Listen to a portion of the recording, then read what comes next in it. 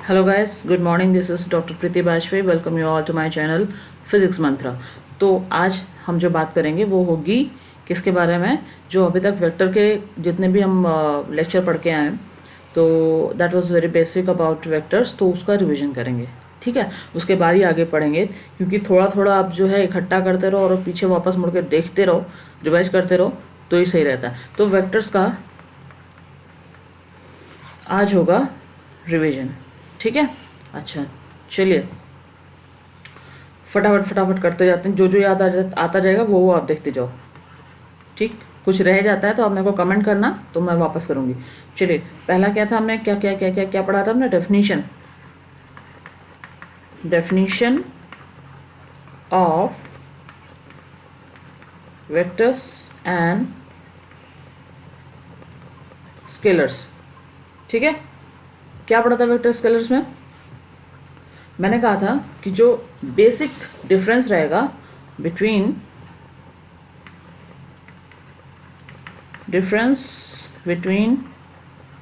Scalars and vectors क्या हो जाएगा? जल्दी जल्दी जल्दी फटाफट बोलते जाओ। होगा डायरेक्शन। यानी कि एक स्केलर क्वांटिटी दी हो आपको और एक वेक्टर क्वांटिटी दी गई हो, तो उसमें डिफरेंस निकालना हो तो वो होगा on the basis of direction. क्योंकि स्केलर क्वांटिटी में सिर्फ क्या लगता है? मैग्नीट्यूड। ठीक है, वेक्टर में फटाफट बोलते जाओ यार, जो जो छूट जाएगा उसको जान दो। पीछे आपको जो है मैंने ऑलरेडी कराया हुआ है और लेक्चर कराए हुए हैं, और आप जाइए डिस्क्रिप्शन बॉक्स में, वहाँ पे डिटेल में दिया है, लिंक दिया, उस पर क्लिक करो और उसको देखो। सो वेक्टर में क्या लगेगा? Magnitude plus direction. हो गया। वेक्टर को रिप्रेजेंट कैसे करते हैं? अभी क्या देखना है? रिप्रेजेंटेशन कैसे होगा? बस ऐसे एक एरो बना दिया, यही हो गया वेक्टर। स्केलर में क्या होगा? Just a quantity. आप एक नंबर लिख दोगे, कुछ आप बता दोगे, लाइक आपको स्पीड के लिए बताना है तो आप बोल दोगे 5 metre per second. That's it, only magnitude, no direction. और ये चीज़ आपको अगर बतानी पड़ेगी किसमें वेलोसिटी में, तो आप बोल दोगे कि भैया 5 मीटर पर सेकेंड से चल रहा है, लेकिन डायरेक्शन क्या है? जब डायरेक्शन की बात कर लोगे तो वही क्वांटिटी आपकी बन जाएगी क्या बन जाएगी? वेक्टर। ठीक है, सो ये हुआ बेसिक जो अपन ने बात की। अब आगे बढ़ते हैं। आ जाओ, नेक्स्ट क्या बनेगा? अभी आपका स्केलर और वो हो गया। अब आ जाओ टाइप्स पे। ठीक, नेक्स्ट अपन पढ़ेंगे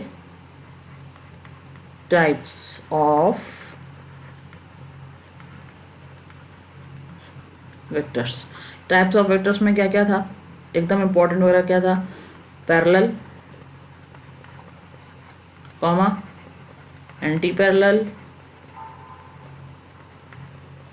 और क्या था? कॉन्करेंट,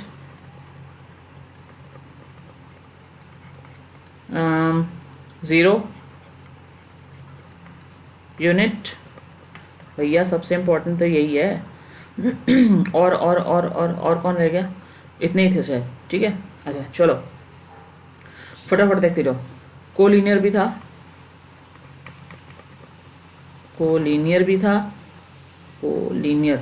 और को प्लानर भी था। सो आ जाओ। पैरेलल में क्या था? फटाफट बोल भाई। पैरेलल में क्या था? पैरेलल में ऐसे था कि आपका दो वेक्टर था, ऐसे और ऐसे। मैंने बोला भैया ये तो दोनों हैं वो पैरेलल है। ठीक, अब जब ये पैरेलल है मतलब एक दूसरे के पैरेलल में चल रहे हैं, कोई ज़्यादा लेना देना एक दूसरे से नहीं है। तो इन दिस केस जब पैरेलल है आपके दो vector, so what should be the angle between these vectors? क्या होना चाहिए? क्या जब कुछ लेना देना नहीं तो भैया हमारे तुम्हारे बीच में क्या होगा रिलेशन, ज़ीरो ज़ीरो ज़ीरो, यानी कि दोनों के बीच में एंगल कितना होगा, ज़ीरो। आगे बढ़ जाओ, आगे बढ़ जाओ भाई। Anti parallel, anti parallel, anti parallel, anti parallel पे आ जाओ।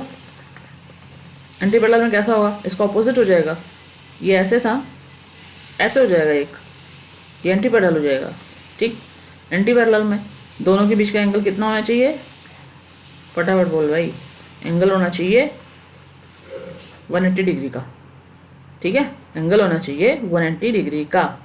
अच्छा, एक चीज़ जो इम्पोर्टेंट थी वो ये भी थी कि ये पैरेलल और एंटी पैरेलल जो मैंने बात कही ना, दोनों में magnitude doesn't matter. Magnitude doesn't matter. क्यों क्यों क्यों? देख, मैंने बताया था कि अगर पैरेलल होगा तो वो एक, अगर आपका जो है वेक्टर ऐसे है तो दूसरा भैया ऐसे भी हो सकता है। ये आपका ए रहेगा, ये आपका बी रहेगा, ऐसे होगा। जो मैंने अभी बताया इसमें मैं पूछूं दोनों वेक्टर एक दूसरे के कैसे हैं, तो भी आप क्या कहने वाले हो, पैरेलल है। और अगर दोनों बराबर हैं मैग्नीट्यूड में, तो भी आप कहने वाले हो कि पैरेलल है। हो गया काम, आगे आ जाओ। और एंटी पैरेलल में भी सेम ही रहेगा कि मैग्नीट्यूड डजंट मैटर, छोटा बड़ा हो सकता है, लेकिन क्योंकि पैरेलल और एंटी पैरेलल जो वर्ड है अपने आप में, वही किसको शो कर रहे हैं, डायरेक्शन को। उनका मैग्नीट्यूड से, इस नाम से ही देख लो आप, इसमें मैग्नीट्यूड जैसे कोई बात ही नहीं है, सिर्फ डायरेक्शन को शो कर रहा है। तो इसके लिए जब ये शो रिप्रेजेंटेशन करेंगे किसी दो जो होंगे एंटी पैरेलल वेक्टर या पैरेलल वेक्टर, तो उसमें जो है मैग्नीट्यूड से ज़्यादा कुछ मतलब नहीं होगा। आगे आ जाओ आप। को लीनियर और को प्लेनर, मैंने बोला को लीनियर की अगर बात करते हैं, किसकी बात करते हैं, को लीनियर की अगर बात करेंगे तो इसका मतलब ये हो गया, को लीनियर मतलब नाम से पता चल रहा है एक ही लाइन में है भैया हम लोग। ये हो गया, ये हो गया ए, ये हो गया बी, दोनों एक ही लाइन में है। मैंने बोल दिया भैया हम लोग जो है we are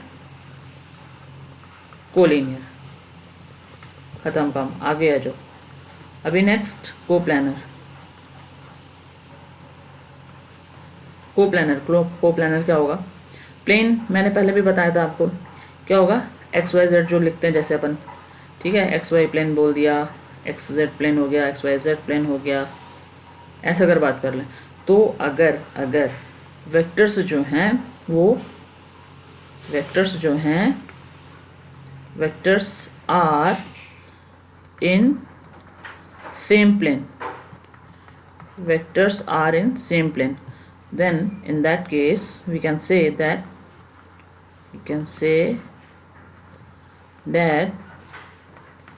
vectors are coplanar। Okay, तो ये हो गया आपका यहाँ तक। अभी नेक्स्ट जो आता है एक्चुअली इम्पोर्टेंट वही है, और वो आपका है ज़ीरो वेक्टर और यूनिट वेक्टर, लेकिन उसके पहले एक और आएगा और वो होगा कॉन्करेंट।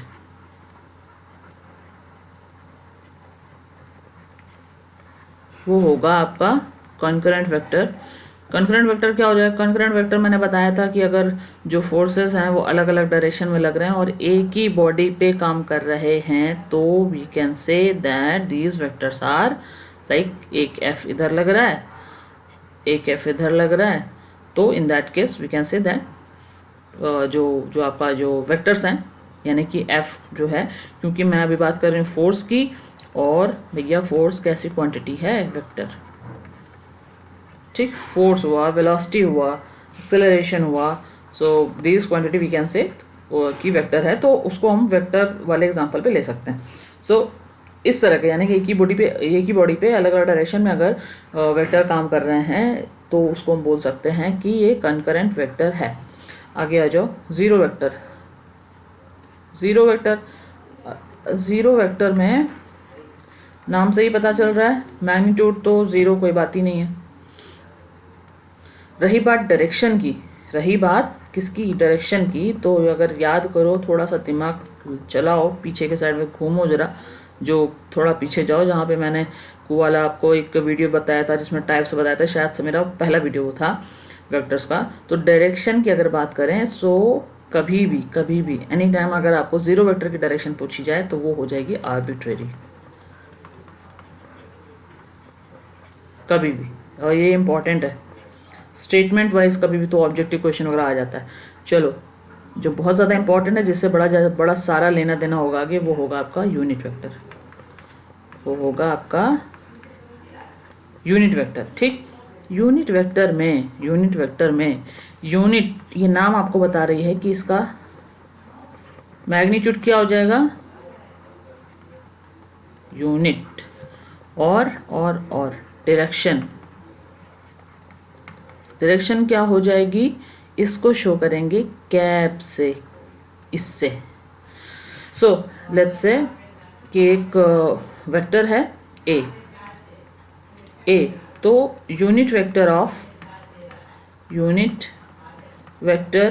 ऑफ ए क्या हो जाएगा, ये हो जाएगा आपका ए कैप। ठीक है, ये हो जाएगा आपका यूनिट वेक्टर। अच्छा, यूनिट वेक्टर में एक जो खासियत है कि ये सब इतना सब पढ़ रहे हैं क्या एग्जैक्टली, तो भैया जो यूनिट वेक्टर है, यूनिट वेक्टर एक जो इसके लिए बहुत ज़्यादा जो एकदम इम्पॉर्टेंट जो पॉइंट है regarding unit vector, so this is that unit vector is just to show क्या, डायरेक्शन। ठीक है, ये हो गया। यानी कि इसके अलावा भैया यूनिट वेक्टर का कोई और काम नहीं होता है। यूनिट वेक्टर जो काम करता है सिर्फ एक ही काम करता है, और भैया बड़े अच्छे से करता है एक काम, लेकिन बड़े अच्छे से। और वो काम क्या है, वो काम है टू शो डायरेक्शन। ठीक है, तो इसीलिए इसको एकदम यूनिक टाइप इसको दिखाते हैं, थोड़ा अच्छे से प्रेजेंट करते हैं, दैट इज ए कैप। मतलब कि कुल मिला के इसके ऊपर कैप लगा देते हैं, जिस वेक्टर की बात हो उसके ऊपर कैप लगा देते हैं, तो that is a unit vector of that vector. ठीक है, तो यानी कि यूनिट वेक्टर का मतलब हो गया कि ये जो वेक्टर क्वांटिटी की बात मैंने की है, मैग्नीट्यूड तो कुछ मैं दे दूंगी, उसका डायरेक्शन किधर की ओर है, वो मान लो वेलोसिटी की बात करी तो डायरेक्शन किधर है उसकी, वो बताएगा ये यूनिट वेक्टर। ठीक है, अब तो उस केस में कैसा होगा, जब हम आगे पढ़ेंगे, अभी तो हम कैसा डायरेक्शन 2D में मतलब नॉर्मल उसमें पढ़ रहे हैं, तो हम पढ़ रहे हैं ईस्ट वेस्ट नॉर्थ ये सब पढ़ेंगे, लेकिन जब कार्टेशियन फॉर्म में आगे जाएंगे ना, तो फिर हमें यहाँ पे ये सब जो है IJ के वगैरह हमें यूज़ करना होगा, वहाँ पे कार्टेशियन फॉर्म में वेक्टर को लिखना पड़ेगा, तब ये यूनिट वेक्टर वहाँ पे काम आएगा। ठीक है, ये हो गया। तो ये तो हो गया आपके टाइप्स। नेक्स्ट आप आ जाओ, तो उसमें फिर बात कर ली थी हमने एंगल बिटवीन वेक्टर्स। देखो, एंगल बिटवीन वेक्टर्स की फटाफट कुछ बात कर लेते हैं। जो इम्पोर्टेंट जो पॉइंट थे इसके, वो यही थे कि दो वेक्टर के बीच में जब एंगल आपको निकालना हो, तो आपको दो वेक्टर कैसे सेट करने हैं, टेल टू टेल और हेड टू हेड। ओके, ठीक है, नेक्स्ट आ जाओ। इतना ही है यार, इसके अलावा कुछ नहीं है। ठीक है, और दूसरी बात जो सेकंड इंपॉर्टेंट पॉइंट था, वो ये था कि जो आपका एंगल है, एंगल बिटवीन टू वेक्टर्स, वो आपका 0 to 180 के बीच में रहेगा, 0 to 180 के बीच में आएगा। ठीक है, यानी कि 0 से बड़ा और 180 से छोटा। तो कुल मिला के ये बात कुछ ऐसी हो रही है कि अगर आपको दो वेक्टर दिए गए हैं और दो वेक्टर अगर आपको दिए गए हैं, और उसमें मान लो कि कुछ एंगल, ये तो मैंने ऐसे ले लिया, एक प्रॉपर एंगल ले लेते हैं। मान लो कुछ ऐसा है कि ऐसा है कुछ। ठीक है, तो अगर ये वेक्टर ऐसे हैं, ये देखो टेल टू टेल मिला हुआ है, अब इसके बीच का कुछ थीटा दिया गया है, मैं पूछूं कि एंगल बिटवीन टू वेक्टर्स कितना है, मैं पूछती हूँ अगर ये चीज़, तो आप मुझे आंसर दोगे ये थीटा। बिल्कुल ठीक बात है, लेकिन यार मैं पूछ रही हूँ कि भैया ये भी तो हो सकता है, अगर ये θ1 है, ये θ2 है, तो ये बताओ इसका आंसर θ1 होगा और θ2, ठीक है। क्योंकि अगर हम जिस डायरेक्शन से अपन देख रहे हैं तो वहाँ से हमें θ1 भी दिख रहा है angle between these two vectors, और θ2 भी हमें दिख रहा है angle between these two vectors. तो एग्जैक्ट आंसर आपका जो होगा वो θ1 होगा और θ2 होगा, तो आंसर होगा θ1। क्यों होगा आंसर θ1? क्योंकि अभी मैंने बताया कि जो एंगल होगा बिटवीन दी टू वेक्टर्स वो हमेशा 0 से आपका बड़ा रहेगा और 180 से छोटा होगा। तो ये वाला जो एंगल बनेगा आपका, ये हो जाएगा आपका 180 से छोटा, तो आंसर में आपका यही आएगा। तो आप एक ही कंडीशन याद रखिए कि जब आप एंगल निकाले बिटवीन टू वेक्टर्स तो हमेशा आंसर आपका 0 to 180 आएगा, 0 to 180। तो इसको शॉर्टकट में याद रख लो कि दो एंगल जो आपको समझ में आ रहे हो बिटवीन टू वेक्टर्स, उसमें जो छोटा एंगल होगा, स्मॉलर एंगल जो होगा, स्मॉलर जो होगा एंगल, वही होगा आपका आंसर, ठीक है। सो this is angle between two vectors. उसके बाद में अपन आएंगे एडिशन और सब्ट्रैक्शन में। उसके बाद में आ जाएंगे addition and subtraction of vectors. देखिए एक क्विक रिवीजन है, आप इसको देखते जाइए, बाकी डिटेल में चाहिए तो लिंक दिया हुआ है आपका डिस्क्रिप्शन में, उसमें जाके देख लीजिए, ठीक है। सो यहाँ पे आते हैं, तो एडिशन में बात अगर करते हैं तो फिर से जो इम्पोर्टेंट पॉइंट बनेंगे, इसके जो इम्पोर्टेंट पॉइंट बनेंगे वो क्या हो जाएगा, मैंने पहले जो एंगल बताया था, एंगल मैंने बताया हेड टू हेड आप ज्वाइन करोगे या फिर टेल टू टेल। इसमें क्या करोगे, एडिशन सब्ट्रैक्शन में क्या करोगे, इसमें ये करोगे कि पहले आपका आएगा head of first vector, head of first vector to tail of second, ठीक है, टू टेल ऑफ सेकेंड। यानी कि पहले हेड टू टेल में काम करोगे और फिर काम हो जाएगा टेल टू हेड। इसका मतलब क्या हुआ, इसका मतलब ये हुआ कि अगर मैं आपको देती हूँ एक वेक्टर ए और एक देती हूँ वेक्टर बी, और आपसे बोलती हूँ कि भैया ये ए में आपको बी को ऐड करना है, ए में बी को ऐड करना है, ए में बी को ऐड करना है, तो यानी कि ए हो गया फर्स्ट और बी हो गया सेकंड। तो पहले ए बना लिया, ये हो गया आपका ए, ठीक। अब आपको बी को इसमें लगाना है, तो ये तो हो गया ए, ये आपका ऐसे ही रखा हुआ है। अब इसका जो हेड आया, उस हेड से आप ज्वाइन कर दोगे बी के टेल को। ये आपने बी का टेल यहाँ से लगा दिया, ये हो गया, ठीक है। सो ये हो गया आपका ए और ये हो गया आपका बी। उसके बाद में पहला स्टेप मैंने ख़त्म कर लिया, ये वाला मैंने इस पर लगा दिया। अभी सेकेंड, ये आपका पहला पॉइंट था और ये है आपका सेकेंड में tail to head. Tail to head का क्या मतलब है, जब सब आप इस तरह से हेड टू टेल करके सारे लगा लो, लाइक यहाँ तो मैं आपको दो वेक्टर की बात बता रही हूँ, अगर मोर देन टू वेक्टर्स भी होते हैं तो आप ऐसे ही सारे सेट कर लो कि पहले वाले का हेड दूसरे का टेल, पहले वाले का हेड दूसरे का टेल। लाइक अगर इसमें मान लो कोई और भी वेक्टर होते, लाइक तीसरा वेक्टर भी अगर कुछ होता तो उसको भी हम ऐसे लगा लेते हैं, सो यानी कि जो प्रीवियस वाला जो वेक्टर है उसके हेड से जो नेक्स्ट आने वाला है उसकी टेल को ज्वाइन करते जाएंगे, ऐसे हो जाएगा। उसके बाद क्या, उसके बाद ये होगा कि सेकंड जो स्टेप है, और that is for second step is for resultant.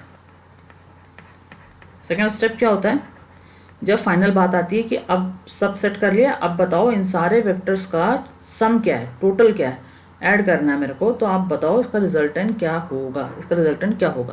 Resultant का मतलब ही है क्या, सम ऑफ वेक्टर्स।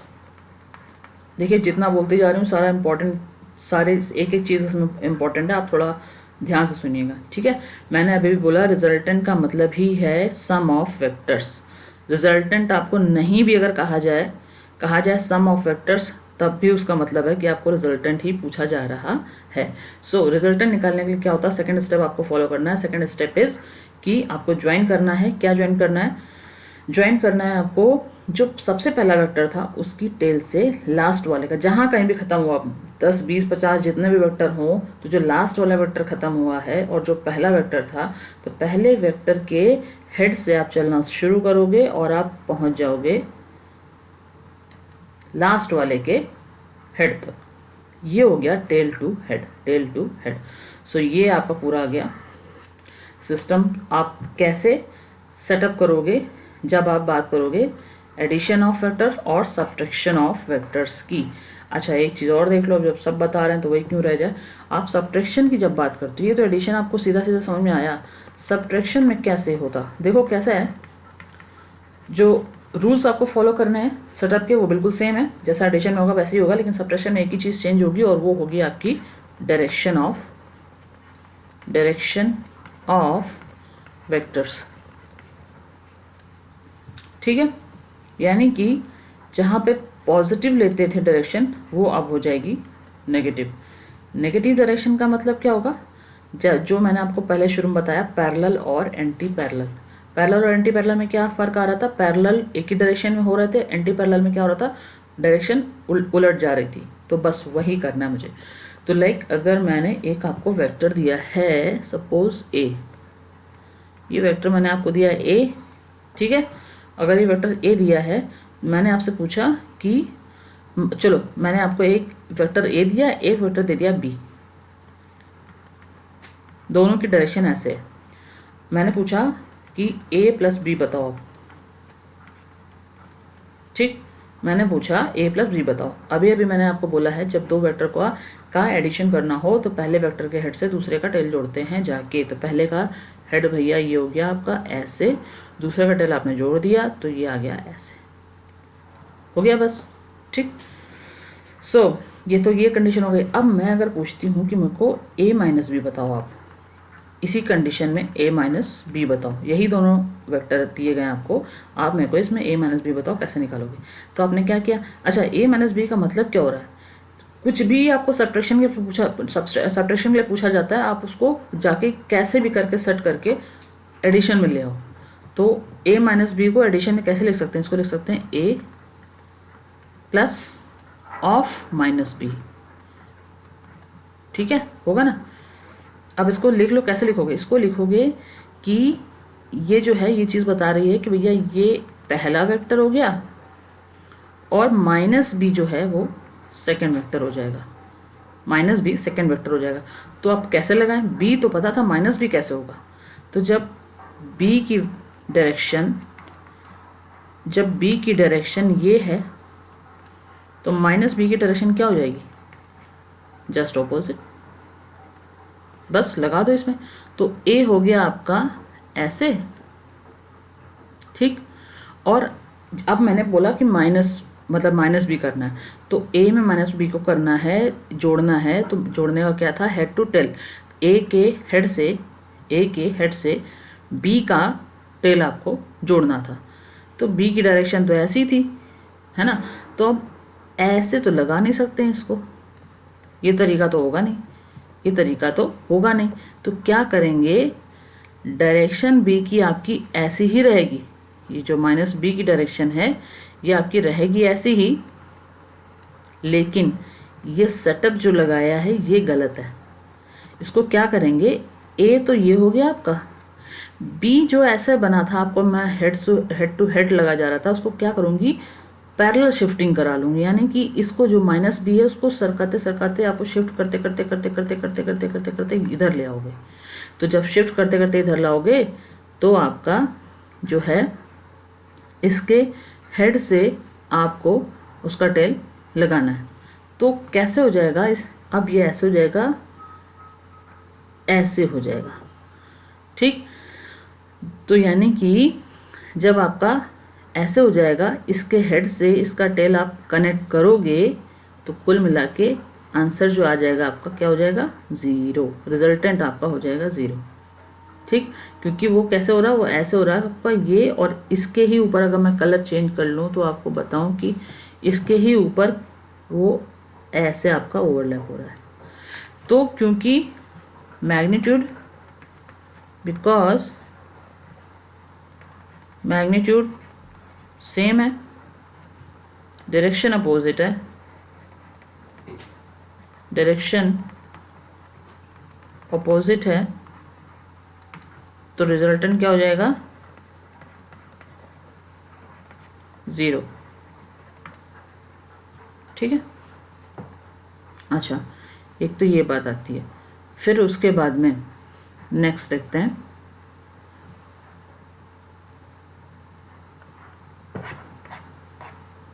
नेक्स्ट आप देख लो, ये आ गई आपका, मैंने बता दिया सब्ट्रैक्शन का आप करोगे तो कैसे करोगे। उसके बाद में जो इम्पोर्टेंट है वो हो जाएगा आपका सब्ट्रैक्शन हो गया, ज़ीरो वेक्टर हो गया। अब जो नेक्स्ट पार्ट आएगा वो आएगा कि कार्टेशियन फॉर्म में आप कैसे लिखते हैं। तो कार्टेशियन फॉर्म में किसी वेक्टर को आप रिप्रेजेंट करना है तो कैसे होगा, कैसे होगा, कैसे होगा। तो देखो यहाँ पे क्या हो जाएगा कि पहले बात करेंगे ऑर्थोगोनल की। ऑर्थोगोनल वेक्टर्स, क्योंकि यही कनेक्ट करेगा आपको किससे, कार्टेशियन फॉर्म ऑफ वेक्टर से।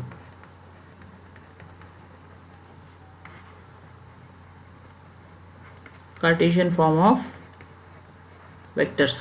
अच्छा, तो ऑर्थोगोनल की बात क्या होती है, ऑर्थोगोनल जब बोलते हैं तो इसका मतलब क्या होता है, इसका मतलब होता है कि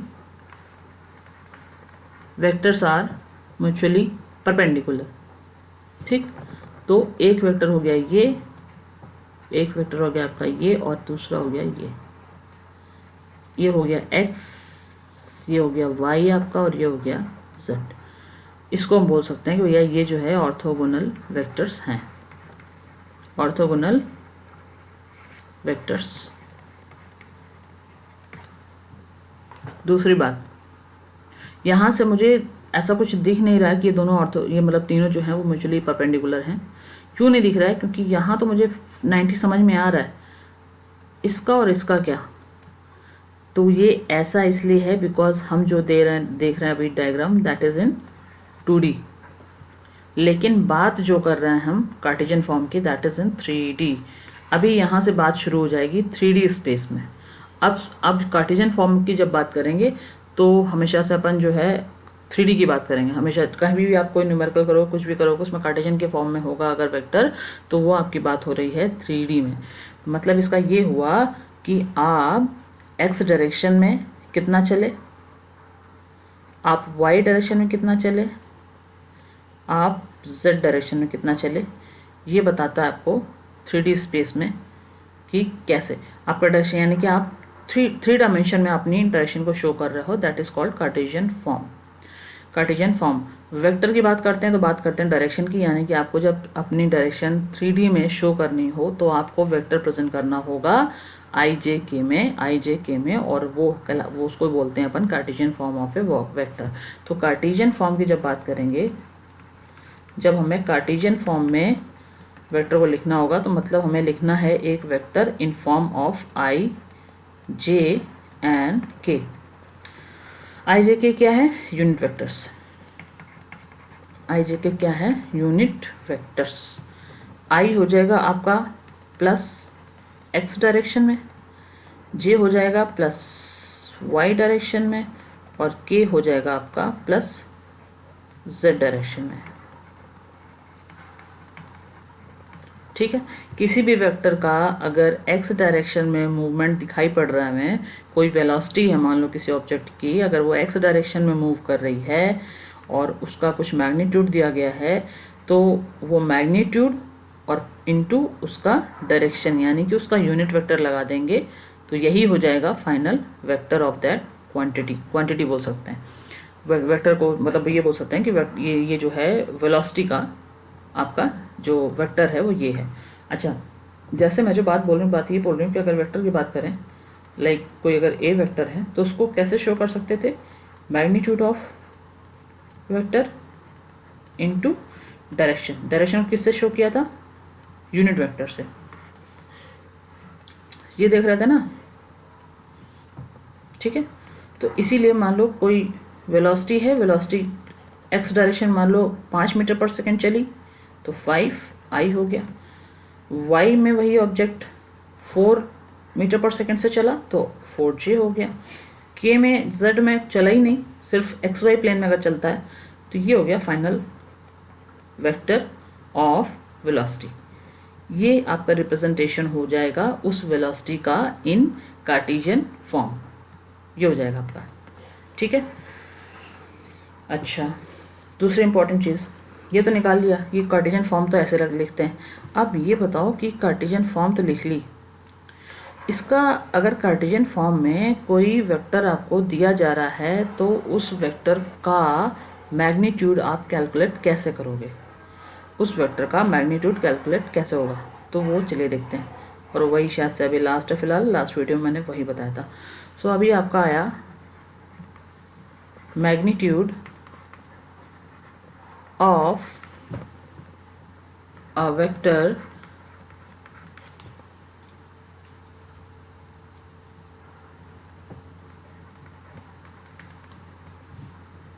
इन कार्टेशियन फॉर्म।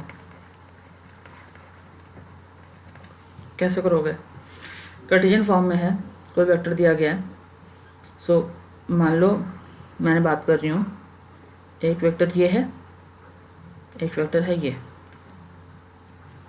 ठीक है, एक वेक्टर ये है और ये यहाँ से बना रहा है थीटा।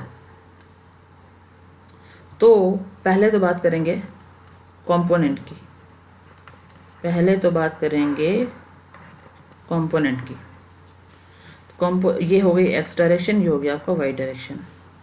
मैंने आपको बताया था एक वेक्टर का जिस मान लो हॉरिजॉन्टल से या वर्टिकल से जहाँ कहीं से भी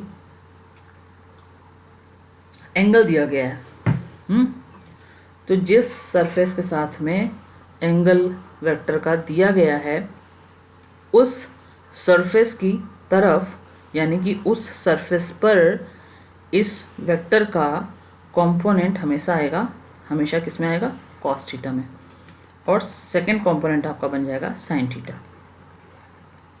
ठीक है। तो मतलब कुल मिला के जो बात आई, बात ये आई कि भैया एक जो वेक्टर होगा उसके कितने कंपोनेंट बनेंगे, टू कंपोनेंट्स बनेंगे, एक आपको हॉरिजॉन्टल पे आ जाएगा, एक आएगा आपका वर्टिकल पे। अब किधर कॉस होगा और किधर साइन होगा वो कुछ याद करने की बात नहीं है, उसमें सिर्फ इतना आपको याद रखना है कि कॉस उस तरफ हो जाएगा जिधर के जिसके एडजेसेंट जो है एंगल दिया गया है, जिस सरफेस के एडजेसेंट एंगल दिया गया है ऑफ ए पर्टिकुलर वेक्टर, वो जो आपका सरफेस होगा वो सरफेस पे एक कंपोनेंट बन जाएगा और वो कंपोनेंट आपका आ जाएगा in form of cos theta, in form of cos theta. So like अगर एक ए वेक्टर था, सपोज ये ए वेक्टर था, तो आपका एक्स डायरेक्शन में जो बन जाएगा हो जाएगा ए कॉस थीटा, और जो वाई में बन जाएगा वो हो जाएगा ए साइन थीटा। ये हो गया इसका, यानी कि ए एक्स बोल सकती हूँ मैं, A X equal to A cos theta और A Y equal to A sign theta, ये बोल सकती हूँ।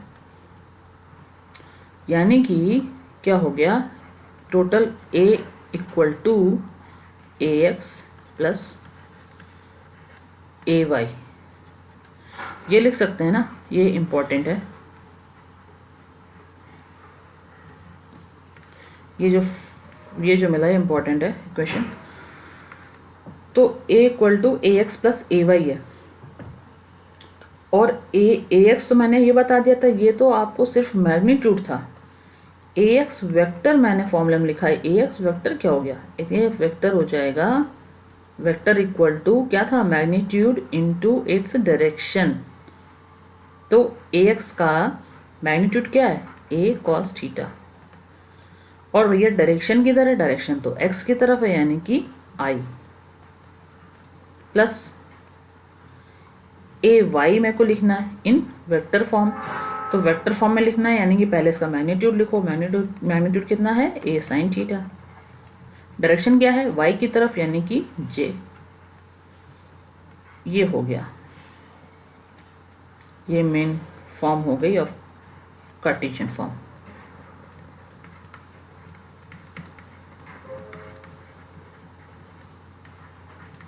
कार्टेशियन फॉर्म ऑफ वेक्टर ये हो गई, ठीक है।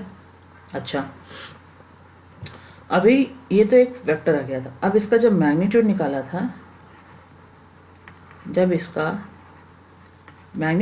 था, तो एक्चुअली बात आ रही है यहाँ पे, इस डायग्राम की बात करो। इस डायग्राम की अगर बात करते हैं तो मैंने कहा कि ये जो a है वो ax प्लस ay हो गया है। तो अगर इससे देखते हैं तो क्या पता चल रहा है, इससे यही तो पता चल रहा है। जब मैंने पीछे एडिशन आपको लास्ट वीडियो में पढ़ाया था तो उसमें मैंने कहा था कि अगर दो वेक्टर हैं ऐसे, एक तो मैंने एडिशन के लिए आपको बताया था हेड टू टेल, और फिर फाइनली रिजल्टेंट निकालने के लिए टेल टू हेड। एक मैंने आपको पैरेललोग्राम मेथड जो पढ़ाया था, पैरेललोग्राम जो मेथड पढ़ाया था, उसमें क्या था, उसमें ये था कि टेल टू टेल ये होना ज़रूरी है अगर कहीं पे पैरेललोग्राम मेथड लगाना है। और दूसरी इंपॉर्टेंट चीज़ क्या थी, पैरेललोग्राम मेथड हम तभी काम कर रहे थे जब हमें पैरेलल शिफ्टिंग हो रही थी, किसकी, वेक्टर्स की, तब। सो इस केस में देखो, अगर थोड़ा सा याद करो अगर डायग्राम, तो कुछ ऐसा हुआ करता था, यानी कि टेल टू टेल देखो मैच है। अगर मान लो ये एक ए है, ये बी है, तो टेल टू टेल मिला हुआ है, और यहाँ से हमारा ये गया था, तो ये हो जाता था क्या, रिजल्टेंट। यही होता था ना रिजल्टेंट पैरेललोग्राम में। तो रिजल्टेंट इक्वल टू क्या होता था, रिजल्टेंट इक्वल टू होता था R equal to A plus B, यही तो होता था। वही चीज़ तो यहाँ हो रही है। यहाँ पे ये जो फॉर्मूला निकाला मैंने, ये डायरेक्ट दिख रहा है कि a equal to A X plus A Y, यानी कि यहाँ पे लग गया आपका कौन सा, पैरेललोग्राम वाला method to add A X and A Y. दो वेक्टर का एडिशन आपको दे रहा है रिजल्टेंट, मतलब यहाँ पे पैरेललोग्राम वाला जो है वो मेथड आपको दिख रहा है। तो उस केस में कैसा होता था कि मैग्नीट्यूड निकालते थे तो ये हो जाता था ना, आर स्क्वायर इक्वल टू, जो आपका मान लो ए और बी होते थे, तो आपका हो जाता था A square plus B square plus 2ab cos theta, ऐसे हो जाता था, ठीक है। और आपका जो थीटा होता था वो होता था 90, थीटा 90, तो कॉस 90 क्या हो जाएगा, 0। तो ये तो आ गया 0, तो बचा क्या, बचा आपका ए स्क्वायर प्लस बी स्क्वायर हुआ। तो सेम तरीके से यहाँ पे भी अगर यही चीज़ लगा दी जाए तो आपको, सॉरी यहाँ नहीं, आपका जो फाइनल ए है वहाँ पे अगर एक से ना, ये ना आपका x नहीं है, ये टोटल है, अरे यार ये आपका x नहीं है, ये है टोटल। a की बात हो रही थी यहाँ पे, ax की बात नहीं हो रही थी, बिकॉज ax तो ये हो गया ay, ठीक है। तो इसमें अगर लगा दिया जाए पार्टीशन का, तो यानी कि जो मॉड है आपका a का जो मॉड होगा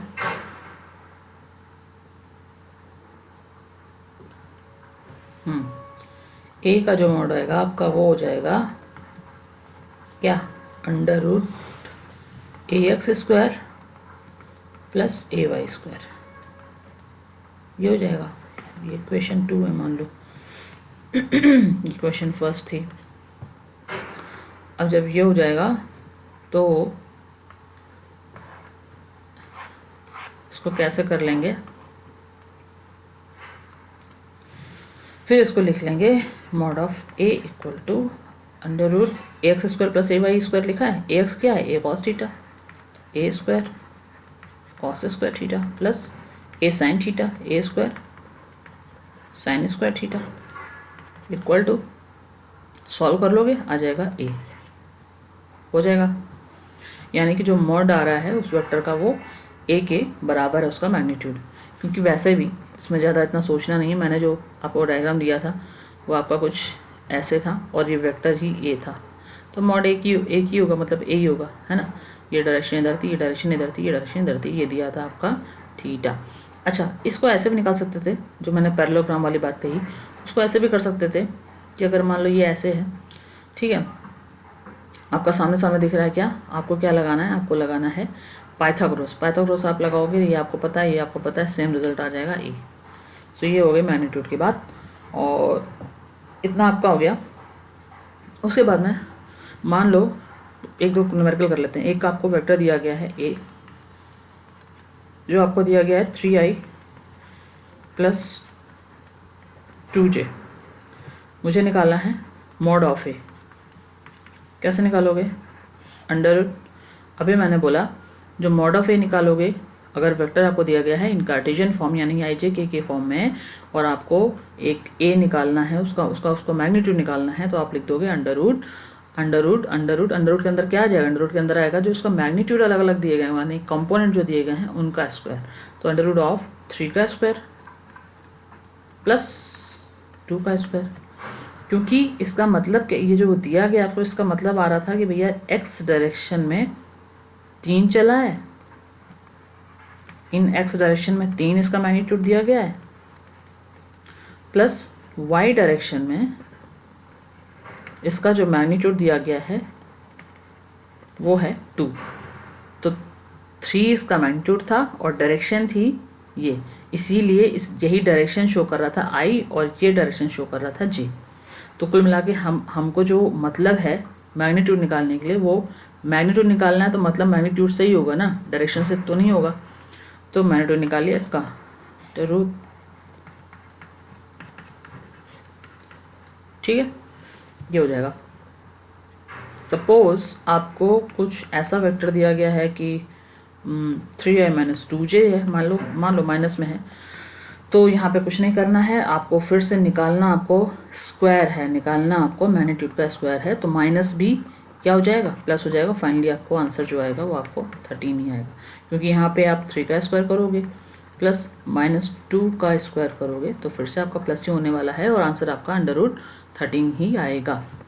अच्छा, एक चीज़ और, जो मैंने ये डायग्राम यहाँ बनाया था, इस केस में अगर एंगल निकालना हो ये वाला, तो निकालते हैं tan थीटा, ठीक है। तो tan थीटा इक्वल टू क्या, ये वाला आपका कॉम्पोनेंट हो जाएगा, यानी कि AY डिवाइड बाय AX।